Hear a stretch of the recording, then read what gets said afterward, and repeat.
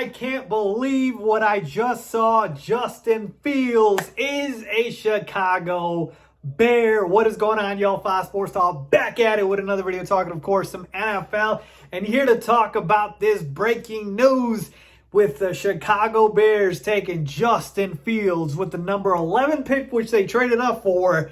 And he is now headed to the Windy City. I am hyped. The Bears have their quarterback, folks. So let's talk about it. Before I do, if you're new to the channel, make sure to go ahead, hit that big red subscribe button. This is the best place for Bears news. You guys will not want to miss out. Hit the big red subscribe button. Make sure you follow me on all my social media platforms. And guys, if you are not subscribed and have hit the bell icon, you're going to regret it. So go ahead and do so as well. Let's talk about this. All right, I got to be honest with you. I did not see that coming. All right, and what do I mean by that? I knew the Chicago Bears could potentially trade up for a quarterback, but I didn't think that the Bears could get a quarterback and not trade up into the top 10.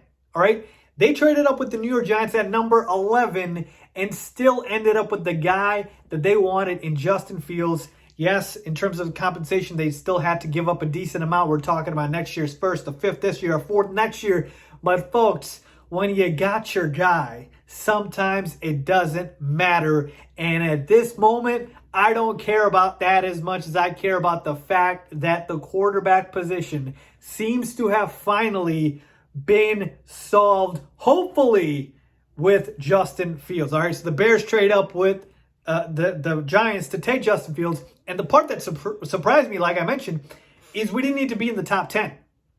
Justin Fields fell. The biggest surprise of the draft was the 49ers taking Trey Lance at number 3. Okay, after that happened, I told you guys I was live doing the live stream, and I said Matt Jones is falling out of the top 10. All right, so we might have a chance of Matt Jones. I'm not the biggest Matt Jones fan. I wanted Justin Fields over him. I wanted Trey Lance over him. Well, Trey Lance is gone now, so it's between Fields and Matt Jones. Then we head down in the draft, okay? And you're starting to see, okay, you know, Jamar Chase, you know, you have Penei Sewell going to the Lions. And then the Broncos. The Broncos were my team where I'm thinking, okay, they could take a quarterback. They went quarterback. Patrick Surtain. When that happened, that changed everything because that meant that the Bears could trade out of the top 10, or I should say out. They could trade up and still not have to be in the top 10 to take a Fields or a Matt Jones, right? And so at that point, the Cowboys trade back. The Eagles come in, and I'm thinking, are the Eagles going to take a quarterback? They have Jalen Hurts. They should give him a shot. Thankfully, they didn't. And finally, at 11, the Bears made a move, and I was clamoring. I was like, the time to make a move was at 8-9, you know, but they waited till 11, and props to the Bears. I told you guys this. Let the draft come to you, and when you have an opportunity, pounce on it. That's what the Bears did. And as far as the pick itself, folks, I mean, what can you say? Justin Fields is an absolute stud.